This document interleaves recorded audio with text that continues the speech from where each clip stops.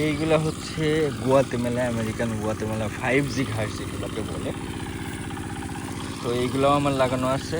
এগুলোতেও আমি গোড়ায় গোড়ায় সার দিয়ে আজকে সেচ দিয়ে দিচ্ছি। আমার হয়তো আমি অত ভালো অভিজ্ঞ না, যার কারণে আমার ঘাসগুলো খুব বেশি বড় হয়নি, কারণ এর জার্মিনেশনে টাইম লাগছে প্রচুর। আমি চাঁদপুর এগ্রো রেঞ্জ থেকে 200টা কাটিং নিয়েছিলাম। 200টা কাটিং নিয়ে জার্মিনেশন নিয়ে আমার 120-30টা মতো জার্মিনেশন হয়েছিল। সেখান থেকে লাগাইছিলাম, লাগানোর পরে উঠাই নিয়ে আসে। এগুলো অনেক টাইম লাগছে। এইখানেই প্রায় 1.5 মাস মতো লাগানো হয়েছে। আজকে দিয়ে সেকেন্ড টাইম পানি দিচ্ছি আমি। আর এইগুলাতে আপনার এখন দেখা যাচ্ছে যে অনেক বেশি ঝাড় হচ্ছে আর কি। এখন কুশি বেরোচ্ছে গোড়া থেকে, তো সারও দেওয়া হয়েছে গোড়ায় গোড়ায়। এখন এই হচ্ছে আমেরিকান 5G ঘাস। দেখা যাক এইগুলা আসলে কীরকম আসে।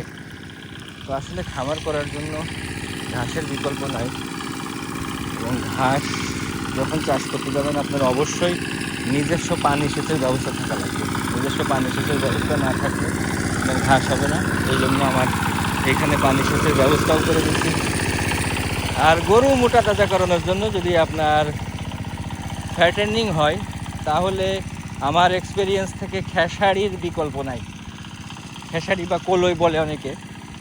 তো এই খেসারির দানা যদি আপনি আপনার দানাদারের সঙ্গে প্রতি 100 কেজিতে 15-20 কেজি দিতে পারেন, তাহলে সেটার আউটপুট অনেক বেশি।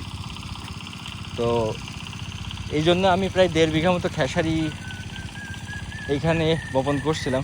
খেসারির যে ফল আসছে, ফল আসা শুরু হয়ে গেছে। তো আমি প্রথমে চাইছিলাম যে এগুলা কেটে খাওয়াই দেবো। এখন দেখছি না, আমার যেহেতু আমার ওটস বা জুই ঘাস আছে, তাই আমি আর কেটে খাওয়াচ্ছি না। এখন এইগুলা ফল হলে এর ভুসিটাও অনেক পুষ্টিকর। এটা যখন শুকনো ভুসিটা হবে, সেই ভুসিটা খাওয়াবো, এবং এই ফলটা আমার থেকে যাবে।